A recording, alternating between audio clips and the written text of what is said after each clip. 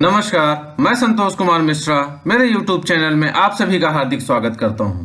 आज हम लोग बात करेंगे एनसीईआरटी के कुछ महत्वपूर्ण प्रश्नोत्तर के बारे में, जिनमें शामिल हैं अति लघु उत्तरी, खाली स्थान, एक शब्द में उत्तर, सही विकल्प एवं सही जोड़ी। ये प्रश्न ऐसे हैं जो प्रतियोगी परीक्षाओं के साथ साथ बोर्ड परीक्षाओं के लिए भी अत्यंत महत्वपूर्ण हैं। आज हम लोग बात करेंगे आनुवांशिकता एवं जैव विकास अध्याय 9 कक्षा 10 के महत्वपूर्ण प्रश्नों के बारे में। चलिए शुरू करते हैं।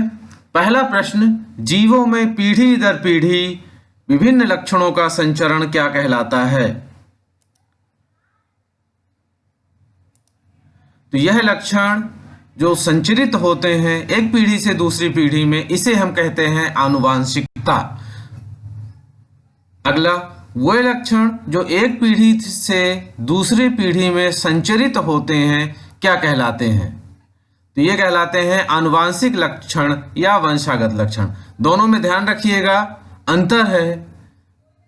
आनुवांशिकता, एक पीढ़ी से दूसरी पीढ़ी में जो लक्षण संचरित होते हैं उसे कहते हैं हम आनुवांशिकता, और जो ये लक्षण एक पीढ़ी से दूसरे पीढ़ी में जाते हैं, ये लक्षण जो हुए ये कहलाते हैं आनुवांशिक लक्षण। मनुष्य में जो गुणसूत्र संतान के लिंग का निर्धारण करते हैं वह क्या कहलाता है? तो वह गुणसूत्र लिंग गुणसूत्र कहलाते हैं, सेक्स क्रोमोसोम्स कहलाते हैं। आनुवांशिकता का अध्ययन क्या कहलाता है? यह आनुवांशिकी कहलाता है। तो तीनों शब्द ध्यान रखेंगे, आनुवांशिकता, आनुवांशिक लक्षण और आनुवांशिकी। आनुवांशिकता का अध्ययन आनुवांशिकी कहलाता है। आनुवांशिकी के जनक कौन है? तो ग्रेगर जॉन मेंडल को आनुवांशिकी के जनक के नाम से जाना जाता है। प्राकृतिक चयन, प्राकृतिक वर्ण, नेचुरल सिलेक्शन का सिद्धांत किसने दिया? यह सिद्धांत डार्विन ने दिया, जिसे हम डार्विनवाद के नाम से भी जानते हैं। उपार्जित लक्षणों की वंशागतिकी का सिद्धांत किसने दिया? यह सिद्धांत लैमार्क ने दिया, जिसे हम लैमार्कवाद के नाम से जानते हैं। डार्विन ने प्राकृतिक चयन का सिद्धांत दिया और उपार्जित लक्षणों की वंशागतिकी का सिद्धांत लैमार्क ने दिया। उपार्जित लक्षण अर्थात जो लक्षण अर्जित किए गए हैं उनकी वंशागति का सिद्धांत लैमार्क ने दिया। योग्यतम की उत्तरजीविता के प्रवर्तक कौन थे? ये डार्विन थे।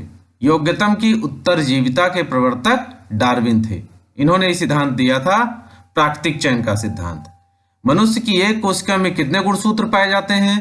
तो मनुष्य की एक कोशिका में 23 जोड़े अर्थात 46 गुणसूत्र पाए जाते हैं। प्राणियों के शरीर में ऐसे अंग जो उत्पत्ति एवं संरचना में समान होते हैं लेकिन कार्यों में भिन्न होते हैं क्या कहलाते हैं? ऐसे अंग समजात अंग कहलाते हैं। प्राणियों के शरीर में ऐसे अंग जो उत्पत्ति एवं संरचना में भिन्न भिन्न होते हैं लेकिन कार्यों में समान होते हैं, ये समवृत्ति अंग कहलाते हैं। ध्यान रखेंगे, समजात और समवृत्ति में समजात जो होते हैं उत्पत्ति एवं संरचना में समान होते हैं लेकिन कार्य में भिन्न होते हैं, और जो समवृत्ति अंग हैं वो उत्पत्ति एवं संरचना में भिन्न होते हैं लेकिन कार्यों में समान होते हैं। जस्ट उल्टा, समजात अंग एवं समवृत्ति अंग। प्राचीन कालीन अनेक प्रकार के पौधे एवं प्राणियों के मृत अवशेष जो चट्टानों में परिरक्षित रहते हैं क्या कहलाते हैं? ये जीवाश्म कहलाते हैं, फॉसिल्स। प्राणियों के शरीर में पाए जाने वाले ऐसे अंग जो कि कार्य के लिए अनावश्यक होते हैं तथा पूर्ण विकसित नहीं होते हैं लेकिन किन्हीं अन्य संबंधित प्राणियों में पूर्ण विकसित होते हैं, इन्हें क्या कहते हैं हम? ये अवशेषी अंग कहलाते हैं। ये हमारे शरीर में पूर्ण विकसित नहीं होते हैं, अनावश्यक होते हैं, लेकिन किन्हीं अन्य संबंधित प्राणियों में पूर्ण विकसित होते हैं। सरीसृप एवं पक्षी वर्ग की संयोजन कड़ी का उदाहरण है आर्कियोप्टेरिक्स। जब विपरीत लक्षणों के जोड़ों में क्रॉस कराया जाता है तो पहली पीढ़ी में जो लक्षण प्रदर्शित होते हैं वो क्या कहलाते हैं? वो प्रभावी लक्षण कहलाते हैं। जब विपरीत लक्षणों के जोड़े में क्रॉस कराया जाता है तो पहली पीढ़ी में जो लक्षण छिपा रहता है वो क्या कहलाता है? अप्रभावी लक्षण। जिसका लक्षण शो हो जाता है, सामने प्रदर्शित हो जाता है, वह है प्रभावी लक्षण, और जिसका लक्षण छिपा रहता है वह है अप्रभावी लक्षण। किसी शिशु का नर होना निर्धारित होता है लिंग निर्धारण में किसी शिशु का नर होना किससे निर्धारित होता है? युग्मनज में जाइगोट में वाई गुणसूत्र के द्वारा। मतलब एक्स और वाई दो गुणसूत्र होते हैं, इनमें से जो लिंग गुणसूत्र है नर का वह एक्स और वाई होता है, जिसमें से वाई गुणसूत्र निर्धारित करता है कि शिशु नर होगा। किसी जीव में कोई अभिलक्षण प्रभावित होता है मात्र एवं पितृ दोनों के डीएनए के द्वारा।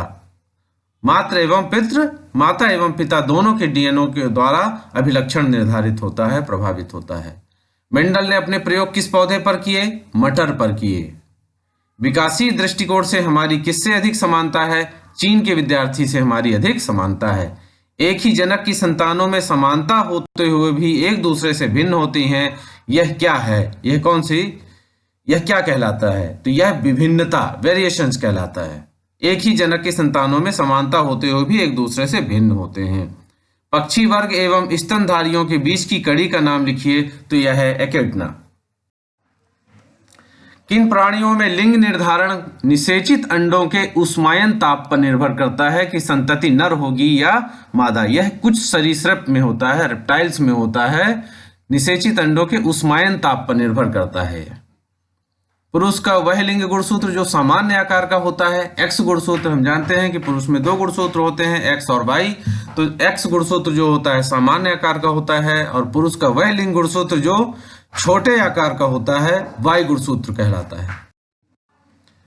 एक विपरीत लक्षण को साथ लेकर कराए गए संकरण को कहते हैं एक संकर क्रॉस या मोनोहाइब्रिड क्रॉस।